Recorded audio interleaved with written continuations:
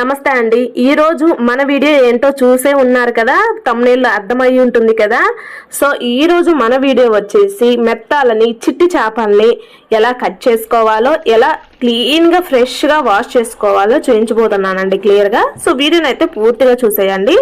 చూసారు కదా, మీరైతే చేపల్ని ఈ విధంగా తీసుకొచ్చుకొని ఉంటారు. వాళ్ళైతే క్లీన్ చేసేవారు కదా, వాళ్ళకి కుదరవచ్చు కుదరకపోవచ్చు, కానీ మీరు భయపడాల్సిన అవసరం ఏం లేదండి, చాలా ఈజీ అండి.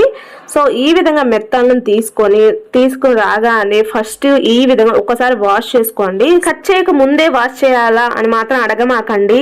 నీట్నెస్ అనేది ఇంపార్టెంట్ కదా. ఫస్ట్ అయితే వాష్ చేసుకోండి ఒకసారి, దానిలో ఉండే మట్టి కానీ చాలా క్లీన్ అయిపోతాయండి.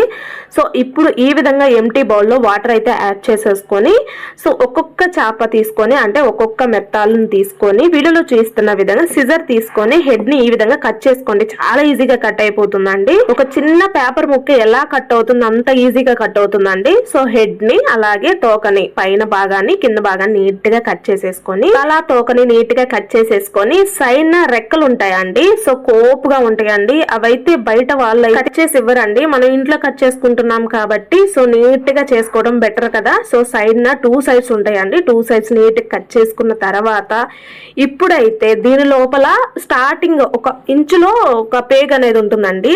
ఇంచు వరకే ఉంటుంది, మొత్తం ఉండదు.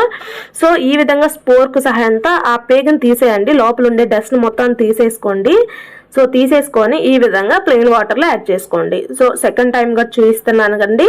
తల తోకని నీట్ గా కట్ చేసి సైడ్ 2 సైడ్స్ రెక్కల్ని కట్ చేసుకొని లోపల ఉండే డస్ట్ ని, అంటే పేగు పార్ట్ మొత్తాన్ని తీసేసుకొని ఇంకా వాటర్లో యాడ్ చేసుకోవటమేనండి. ఇదే విధంగా మిగతా మెత్తాలన్నిటినీ నీట్ గా రెడీ చేసుకోవాలండి. చూసారు కదా, ఈ విధంగా అన్నిటినీ రెడీ చేసుకున్న తర్వాత ఇంకా వండేసుకోవచ్చా అని మాత్రం అనుకోకండి. స్మెల్ రాకుండా ఉండాలి అని అన్నా సరే, కర్రీ టేస్టీగా ఉండాలి అన్నా సరే, ఇది మంచి మస్ట్ అండ్ షుడ్గా స్టెప్ అండి. ఇప్పుడు దీనిలో 1 టేబుల్ స్పూన్ వరకు పసుపుని యాడ్ చేసుకోండి. ఇంకా ఎక్కువే యాడ్ చేసుకోవచ్చు, కడిగేస్తాం కదా, నో ప్రాబ్లం.